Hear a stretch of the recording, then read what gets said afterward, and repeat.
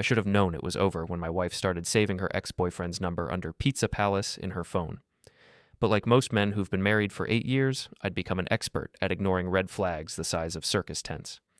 My name is Troy Renwick, and I'm 37 years old. I sell commercial insurance to small businesses in the Chicago suburbs, which means I spend my days explaining why people need to protect themselves from disasters they never saw coming. The irony wasn't lost on me that I'd failed to insure my own marriage against the walking disaster that was Joel Bannon. Before we dive deeper into this story, I have one small request. Please subscribe, drop a like, comment, and hit that hype button to boost this channel so more people can discover these incredible Reddit stories. Liora, my wife, is an interior stylist. She's the kind of woman who can walk into a room and immediately tell you that your coffee table is 3 inches too far from your couch and your throw pillows are aggressively mismatched. She's beautiful in that sharp, angular way that makes men stumble over themselves in restaurants and makes other women unconsciously check their lipstick. Her sister Kiera is different. Where Liora is all edges and calculated charm, Kiera has this warmth that makes you want to tell her about your day. She plans weddings for a living, which means she spends her time making other people's happiest moments come true. I'd always thought that said something important about a person. The three of us were sitting around the dining room table at Liora's mother's house on a cold Sunday in November. Mrs. Selrick had made her famous pot roast, which tasted like cardboard but came with a side of passive-aggressive commentary about how I wasn't making enough money to properly support her daughter. Joel called me yesterday, Liora said, cutting her meat with surgical precision. She didn't look up from her plate, but I could see the slight smile playing at the corners of her mouth. Kiera's fork stopped halfway to her mouth. Liora. What? Leora's voice was innocent, but her eyes weren't. I'm just making conversation. He's doing really well with his real estate business. Just bought a new BMW. I took a sip of wine and counted to 5 in my head. It was a technique my therapist had taught me back when I still believed this marriage was worth saving. That's nice, I said evenly. Good for Joel. Mrs. Selrick jumped in with the enthusiasm of someone who sensed an opportunity. Oh, Joel Bannon. I always liked that boy. Such ambition. Remember when he took you to that charity gala, Liora? You looked stunning in that blue dress. Mother, Kiera warned. But Liora was warming up now. He said he misses our talks. We used to have such deep conversations about art, literature, philosophy. Remember, Troy? You were always too tired from work to discuss anything more complex than what to watch on Netflix. I nodded thoughtfully. You're right. I'm pretty simple. I like simple things, like loyalty, honesty, basic human decency. Very unsophisticated concepts, I know. Leora's smile sharpened. Don't be dramatic. I'm not being dramatic. I'm being accurate. Your ex-boyfriend calls you, and you light up like a Christmas tree. You talk about him at family dinner like I'm not sitting right here. You save his number under fake names because you think I'm too stupid to notice. If that's not dramatic, I don't know what is. The table went quiet except for the ticking of Mrs. Selrick's antique clock. Kiera was staring at her sister with something that looked like disgust. Liora set down her fork and looked directly at me. Her voice was calm, almost conversational. You know what, Troy? You're right. I do miss Joel. And if he called me right now and asked me to come back to him, I would go. I'd pack my bags tonight and leave. The words hung in the air like smoke from a house fire. I stood up slowly, folded my napkin, and placed it next to my plate. Well, I said, that's the first honest thing you've said to me in months. Thank you for that. I walked to the front closet, got my coat, and headed for the door. Behind me, I could hear Mrs. Selrick's scandalized whisper and Kiera's sharp voice saying, Liora, what the hell is wrong with you? I was almost to my car when I heard footsteps running behind me. Troy, wait. I turned around. Kiera was jogging toward me in her heels, her breath visible in the cold air. I'm so sorry, she said, slightly breathless. She's lost her mind. I don't know what's gotten into her lately. I do, I said. She's bored, and I'm boring. It's not complicated. Kiera stepped closer. In the glow of the streetlight, I could see that she was crying. She doesn't deserve you. She never did. Maybe not. But I made my choice 8 years ago. Kiera looked back at the house, then at me. What if you made a different choice? What if you forgot about her and picked me instead? I studied her face. Kiera had always been beautiful, but tonight she looked desperate, vulnerable, and something else. Determined, I smiled. I already did. The truth was, I'd been planning my exit strategy for 6 weeks. It started the night I came home early from a client dinner and found Liora on the phone in our bedroom, speaking in the low, intimate voice she used to use with me. When she saw me, she quickly said, "Okay, Janine, I'll call you back," and hung up. "Work stuff," she said, not meeting my eyes. I nodded and went to brush my teeth. While the water was running, I picked up her phone from the nightstand. The recent calls list showed a 23-minute conversation with Pizza Palace. We'd ordered pizza exactly once in the past year, and it had been terrible. That's when I knew for certain what I'd suspected for months. My wife was having an emotional affair, possibly more, with her ex-boyfriend, and she thought I was too stupid to figure it out.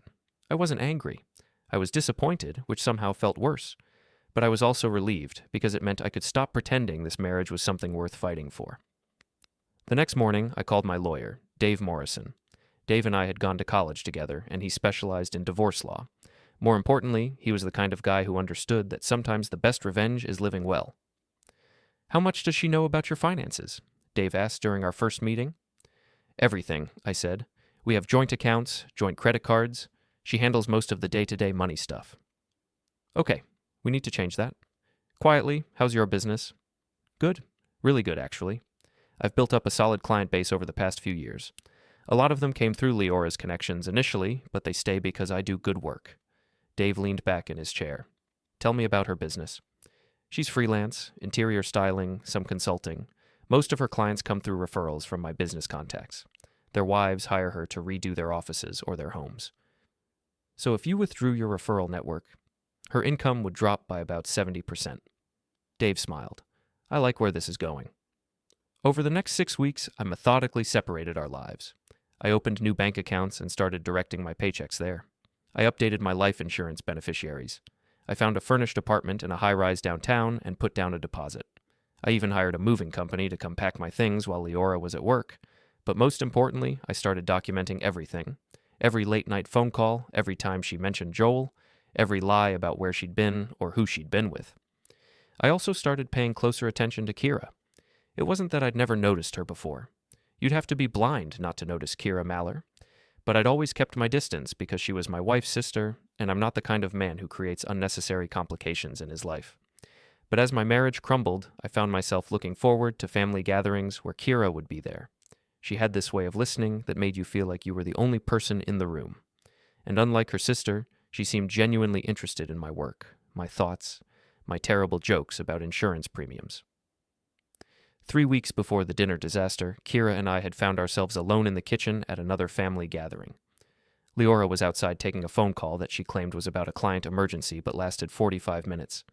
"She's not taking a work call, is she?" Kiera asked quietly. I looked at her. "What do you think?" Kiera sighed. "I think my sister is an idiot." "Why?"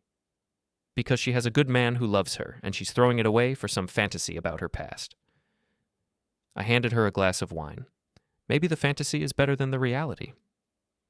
"The reality is pretty good," she said, looking directly at me, "if someone was smart enough to appreciate it." That's when I knew that Kiera wasn't just being sympathetic. She was interested, and if I was being honest with myself, so was I. But I also knew that I needed to handle this situation carefully. I wasn't going to be the kind of man who cheated on his wife, even if his wife was cheating on him. I was going to do this right, which meant I needed to end my marriage first. The morning after the dinner disaster, I was sitting in my new apartment, drinking coffee and watching the sunrise over Lake Michigan. My phone had 17 missed calls from Liora and 4 from Kiera. I called Dave. "It's time," I said. "You sure?" She told me last night that if her ex called, she'd leave me in front of her family. I think that qualifies as irreconcilable differences. I'll have the papers ready by noon. At exactly 2:30 p.m., a process server walked into Liora's design studio and handed her an envelope. I know this because Kiera was there meeting with a bride about flowers, and she texted me immediately. "She went white as a sheet," the text said. "Ask the server if this was some kind of joke." I texted back, "Tell her it's not a joke. Tell her it's a choice, mine." 20 minutes later, my phone rang. Liora. "Troy, what the hell is this?" "Legal documents. I thought you'd recognize them since you're so smart." "You can't be serious? Over one stupid comment?" "It wasn't one comment, Liora. It was months of comments, months of phone calls with Pizza Palace, months of you treating our marriage like an inconvenience. I never cheated on you. No, you just emotionally checked out and started planning your exit strategy with another man. Much better." There was a long pause.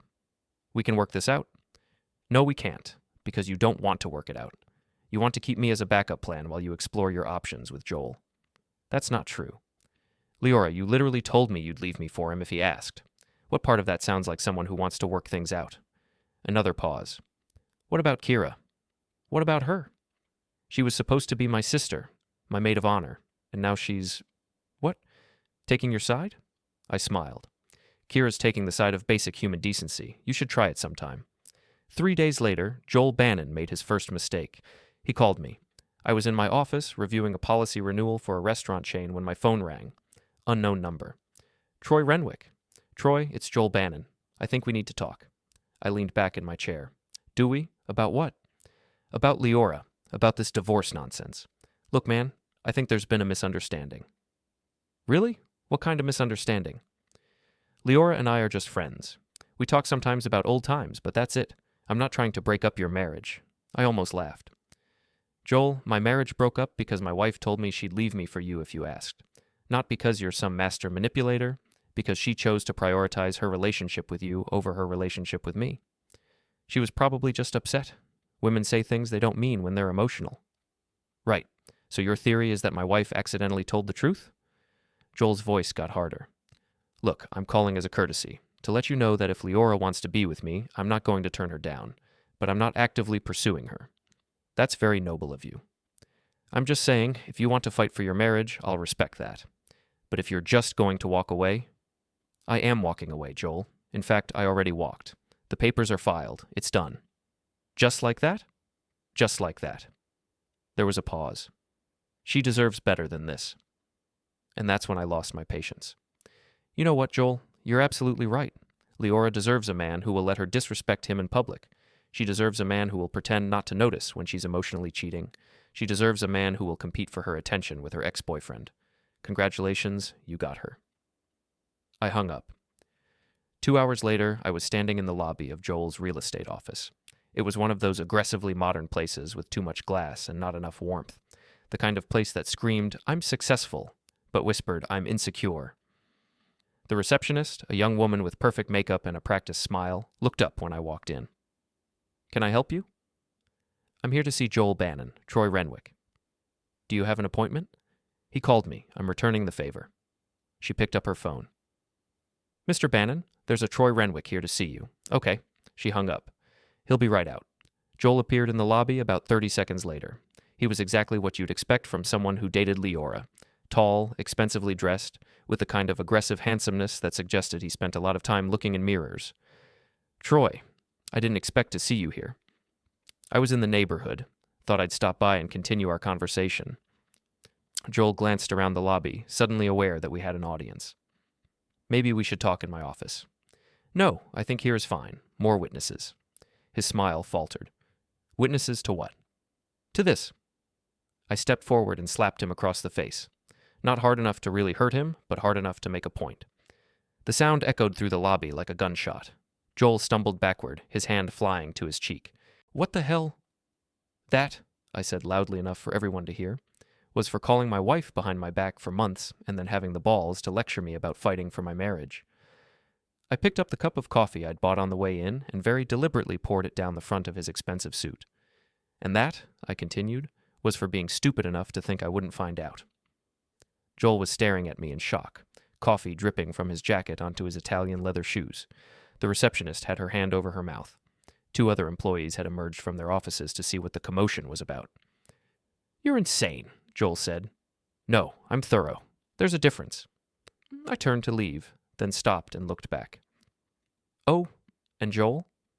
When Liora calls you tonight crying about how mean I was to her, remember that she's the kind of woman who will humiliate her husband in front of his family and then play the victim when there are consequences. Good luck with that. I walked out of the lobby and into the afternoon sunshine, feeling better than I had in months. My phone started ringing before I got to my car. Liora. Troy, what did you do to Joel? I had a conversation with him. A very public conversation. He said you assaulted him. I slapped him. Once. Gently. More like a love tap, really. You can't just go around hitting people. You're right. It was unprofessional. I should have hired someone else to do it. This is insane. You're acting like a crazy person. Liora, Your boyfriend called me to negotiate the terms of stealing my wife. I think a little craziness was called for. He's not my boyfriend. Yet. There was a long pause. I want you to come home. We need to talk about this like adults. I am home, in my new apartment, which you don't have the address to. Troy? Liora listened to me very carefully. I am done. With you, with this marriage, with pretending that what we had was worth saving, you made your choice at dinner Sunday night. I'm making mine now. You can't just throw away 8 years. I'm not throwing them away. I'm learning from them. The lesson is, when someone shows you who they really are, believe them the first time. I hung up and turned off my phone. Kiera texted me that evening. Can we meet? I need to talk to you. We met at a quiet bar downtown, the kind of place where the lighting is dim and the bartender minds his own business. Kiera was already there when I arrived, sitting in a corner booth with a glass of wine that looked mostly untouched. You look terrible, I said, sliding into the seat across from her. Thanks. You look pretty good for someone who assaulted a man this afternoon. I didn't assault him. I expressed my displeasure in a physical manner. She almost smiled. Liora called me crying, said you've lost your mind. What do you think? Kiera studied my face. I think you finally found it. Tell me about Joel, I said. What do you want to know? Everything. How long they dated, why they broke up, what he's really like. Kiera sipped her wine. They dated for 2 years in college. He was intense, possessive, the kind of guy who would show up at parties uninvited if he thought Liora was having too much fun without him. Why did they break up? He cheated on her, multiple times, but he was very good at making her feel like it was her fault for not being enough for him. I felt something cold settle in my stomach. And she wants to go back to that? She's romanticized it. In her memory, Joel is this passionate, exciting man who made her feel alive. She's conveniently forgotten about the lying, the jealousy, the mind games. And I'm the boring husband who pays the bills and doesn't create drama. You're the good man who loved her and treated her well, but Liora has always been attracted to chaos. She thinks it means passion. I finished my beer. So what happens now? Kiera leaned forward. Now you let her go, and you let me take care of you. Kiera, I'm serious, Troy. I've been watching you for years, wishing my sister was smart enough to appreciate what she had. And I've been waiting for you to notice that there was someone better standing right next to her. I looked at her. Really looked at her. Kiera was beautiful, but more than that, she was kind. She was genuine. She was everything Liora pretended to be but wasn't. This is complicated, I said. No, it's not. You're getting divorced. I'm single. We're both adults. The only thing that makes it complicated is that she's my sister. And that doesn't bother you, Kiera's expression hardened. She humiliated you in front of our family. She's been emotionally cheating on you for months. She threw away a good marriage for a fantasy about a man who treated her like garbage. Why would I feel guilty about wanting to be with someone who actually deserves love? She had a point. Besides, she added with a smile, someone needs to show you what it's like to be with a woman who actually wants to be with you. 3 hours later, we were in my apartment. I won't go into details about what happened next, except to say that Kiera was right. There is a difference between being with someone who tolerates you and being with someone who chooses you. The next morning, I woke up to 17 missed calls from Liora and 3 from Joel. There were also several text messages, ranging from pleading to angry to threatening. Kiera was making coffee in my kitchen, wearing one of my shirts and looking more at home than Liora ever had. Popular morning, she said, nodding at my phone. They probably figured out where you spent the night. Good, let them. My phone rang. Liora again. Answer it, Kiera said. It's time. I picked up. What do you want, Liora? I want to know why my sister's car is in your building's parking garage. Because she drove here last night. And why would she do that? Ask her yourself. I handed the phone to Kiera. She took it with a smile. Hi, Liora. Yes, I'm at Troy's apartment. Yes, I spent the night. Because unlike you, I know a good man when I see one. No, I'm not sorry. Actually, I am sorry. I'm sorry I waited so long. She handed the phone back to me. Liora was screaming loud enough that I could hear her without putting the phone to my ear. Are you finished? I asked when she paused for breath. How could you do this to me? I didn't do anything to you. You did it to yourself. You chose Joel over me, remember? If he calls, I'm going back. Well, he called. What are you waiting for? I never said I didn't love you. You didn't have to say it. You showed it, every day for months. And this is your revenge? Sleeping with my sister? I looked at Kiera, who was leaning against the counter watching me with those warm brown eyes. No, I said. This is my future. The war began in earnest the next week. Liora, apparently realizing that she was about to lose both her husband and her sister, went into full attack mode. She called my office and told my secretary that there was a family emergency and I needed to come home immediately. When I didn't fall for it, she showed up at my apartment building and convinced the doorman to let her in by claiming she was my wife and had locked herself out. I came home to find her sitting on my couch, going through my mail. This is breaking and entering, I said. I'm still your wife, legally. Not for long, and that doesn't give you the right to enter my apartment without permission. She stood up, and I could see that she'd been crying. For a moment, I almost felt sorry for her. Almost. Troy, please, can we just talk? Really talk. About what? About us.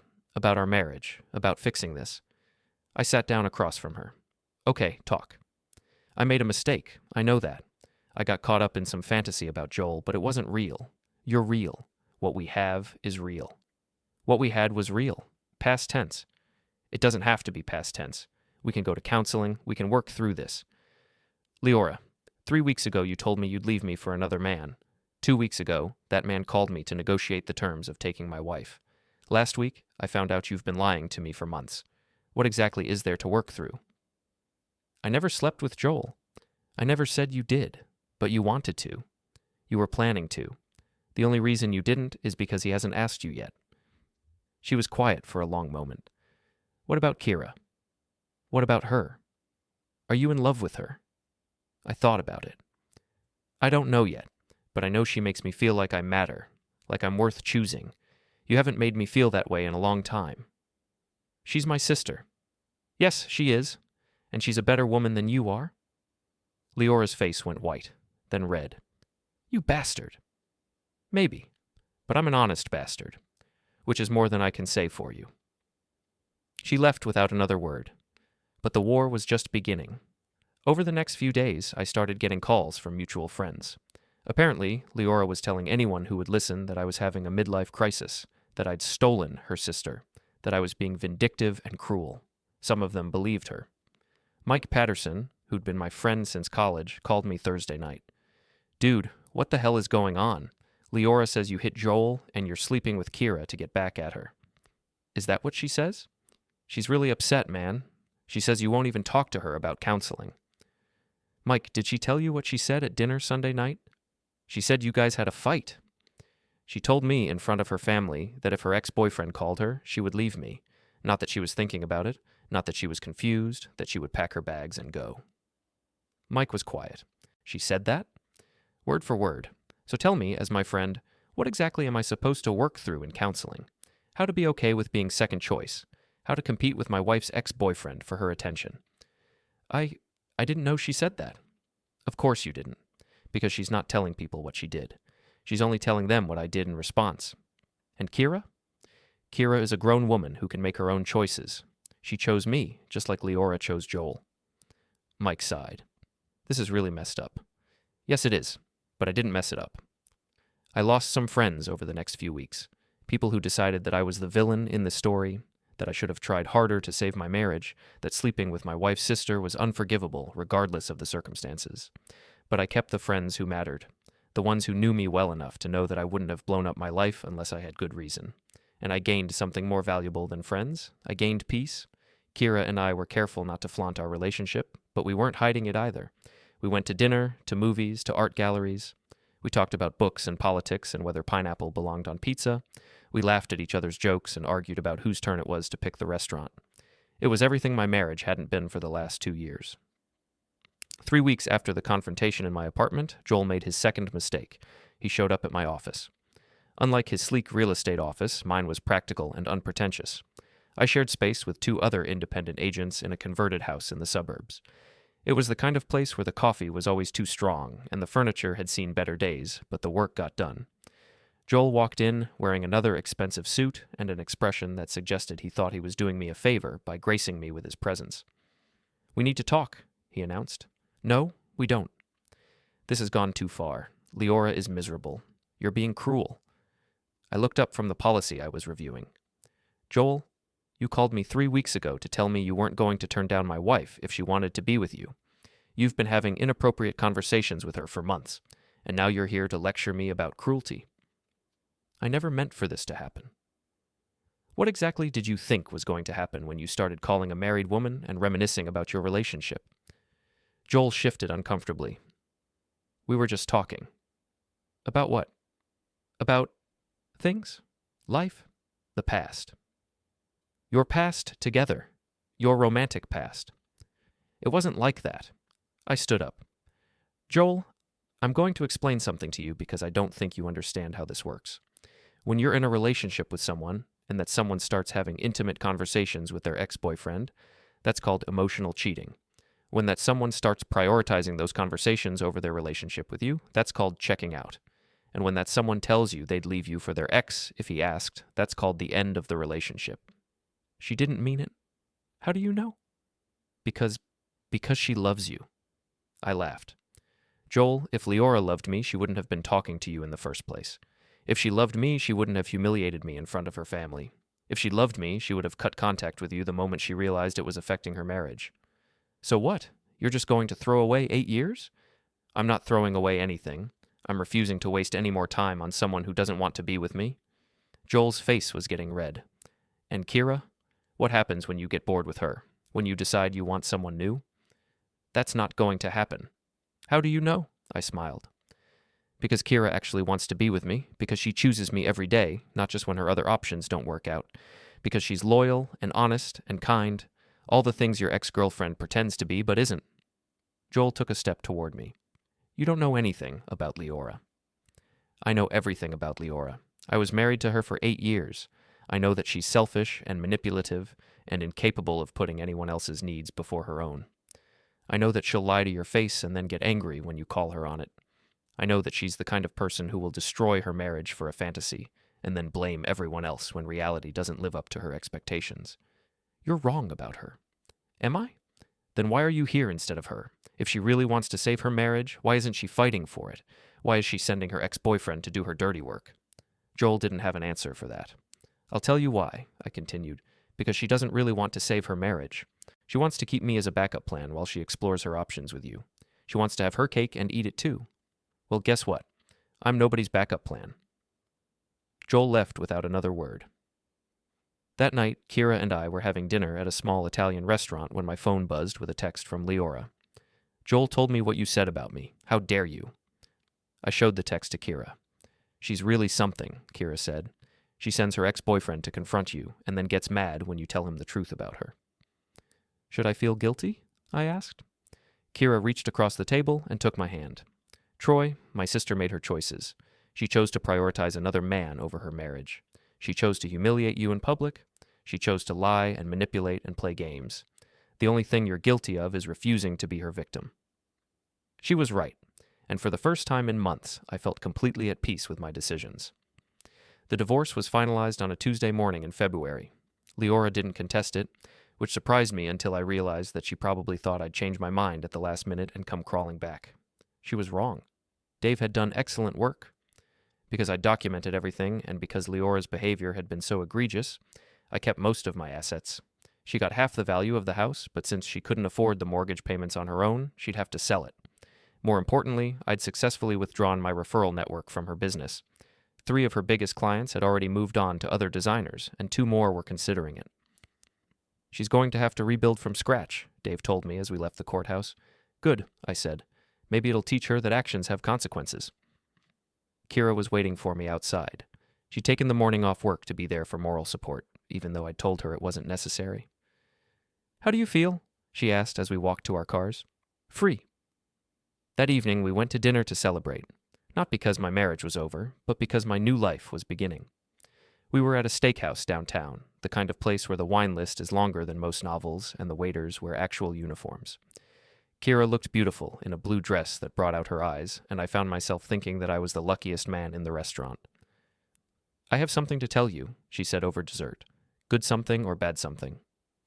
Good something, I think, I hope. I waited. Liora called me this afternoon. And? She wanted to meet for coffee, to clear the air between us. Did you go? Kiera smiled.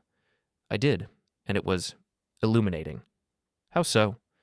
She spent an hour trying to convince me that you were using me to get back at her, that you didn't really care about me, that I was just a convenient way to hurt her. I felt anger flare in my chest. What did you tell her? I told her that she was wrong, that you were the best thing that had ever happened to me, and that I wasn't going to let her poison what we have with her guilt and manipulation. And then she got angry. Really angry. Started saying things about you, about us, about how we deserved each other because we were both selfish and cruel.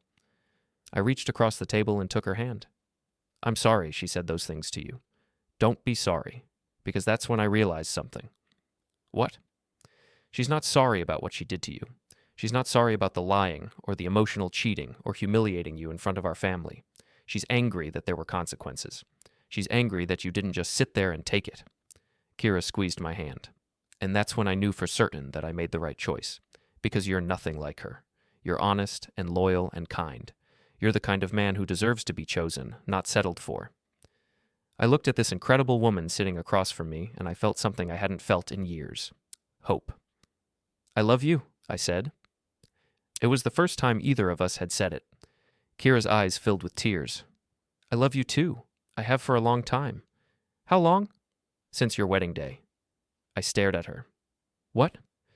I watched you standing at that altar, looking at my sister like she was the most precious thing in the world, and I thought, that's the kind of man I want to marry someday. And then I thought, too bad he's marrying the wrong sister. Kiera, I'm not proud of it. I tried to ignore it, tried to be happy for both of you, but every family gathering, every holiday, every time I saw how she took you for granted, it got harder. Why didn't you ever say anything? Because you were married to my sister. Because I'm not the kind of person who tries to break up marriages. Because I thought maybe I was wrong about you, maybe you really were perfect for each other. But you weren't wrong. No, I wasn't. You were never right for each other. You were just too good to see it, and she was too selfish to care. We sat in comfortable silence for a moment, holding hands across the table while the restaurant buzzed with conversation around us. So what happens now? I asked. Now we build something real, something honest, something that doesn't depend on games or manipulation or keeping secrets. And your family, your parents? Kiera shrugged. My parents will come around eventually. They like you, they always have, and once they see how happy we are together, they'll understand. And Liora? Liora will have to learn to live with the consequences of her choices, just like the rest of us. 6 months later, Joel called me one last time. She left me, he said without preamble. I'm sorry to hear that. No, you're not. He was right. I wasn't. What happened? I asked, more out of curiosity than concern. Same thing that happened with you, I guess. She got bored, started talking about how we didn't have anything in common anymore, how I wasn't the person she remembered. Ah, she's dating someone new now, some artist she met at a gallery opening. Says he understands her creative soul. I almost laughed. Joel, can I give you some advice? Sure. Find someone who wants to be with you. Not someone who settles for you, not someone who's using you to fill a void, but someone who actually chooses you. It makes all the difference. Like you did with Kiera? Like I did with Kiera. There was a long pause. For what it's worth, I'm sorry about how everything went down. I never meant to. I know. But it worked out for the best. For all of us, I think. After I hung up, I found Kiera in the kitchen of our new house, making dinner and humming along to the radio. She looked up when I walked in and smiled the kind of smile that made me remember why I'd fallen in love with her in the first place. Joel called, I said. Oh? Liora left him for someone else? Kiera shook her head.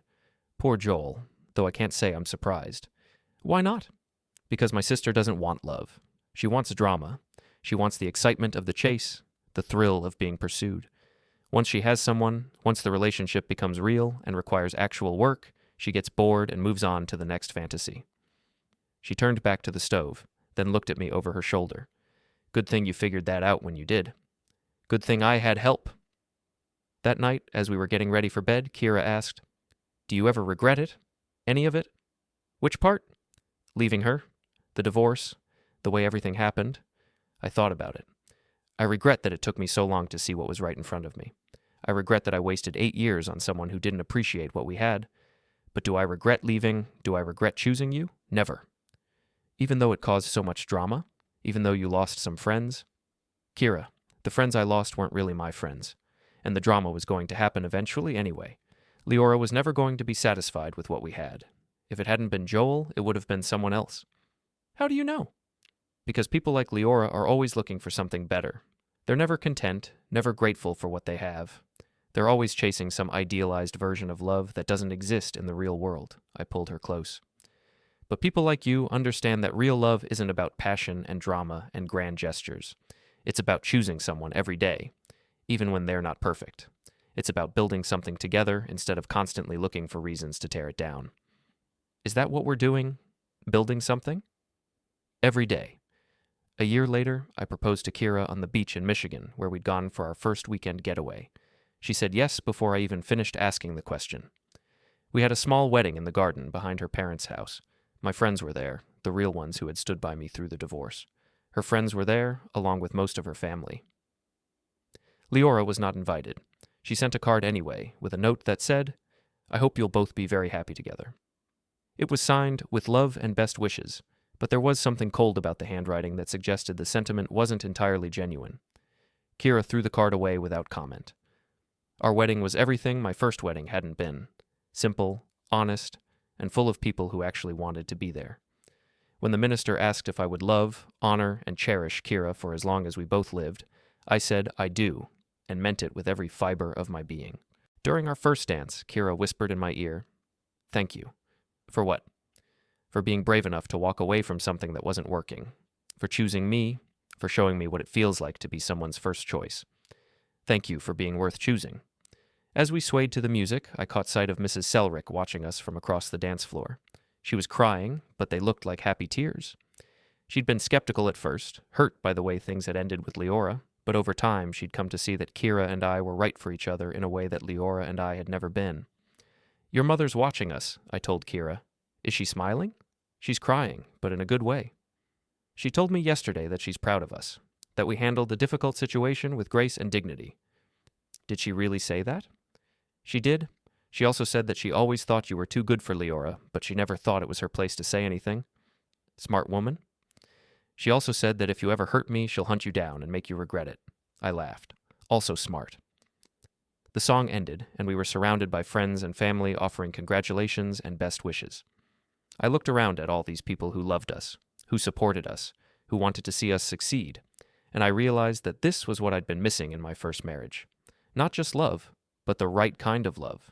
Not just commitment, but commitment from someone who actually wanted to be committed. Not just partnership, but partnership with someone who understood that marriage is a team sport, not a competition. Later that evening, as we were saying goodbye to the last of our guests, Kiera's cousin mentioned that she'd heard Liora was engaged again. "To the artist?" Kiera asked. "No, that ended months ago. This is someone new. A lawyer, I think." Kiera shook her head.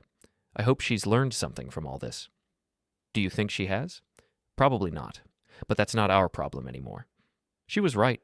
Liora's choices were no longer my concern. My only concern was the woman standing next to me, the woman who had chosen me and continued to choose me every day, the woman who had shown me what it meant to be truly loved. As we drove away from the reception, heading to the airport for our honeymoon in Italy, Kiera reached over and took my hand. "Any regrets?" she asked. I thought about the question seriously. Did I regret the 8 years I'd spent with Liora? The drama, the heartbreak, the public humiliation? Did I regret the friends I'd lost, the family relationships that had been strained, the gossip and speculation that had followed us for months? "No," I said finally. "No regrets. Because all of that led me to you. Even the bad parts. Especially the bad parts. Because they taught me to recognize the good parts when I found them." Kiera smiled and squeezed my hand. "I love you, Troy Renwick." "I love you too, Kiera Renwick." And as we drove toward our new life together, I realized that sometimes the best thing that can happen to you is having someone show you who they really are.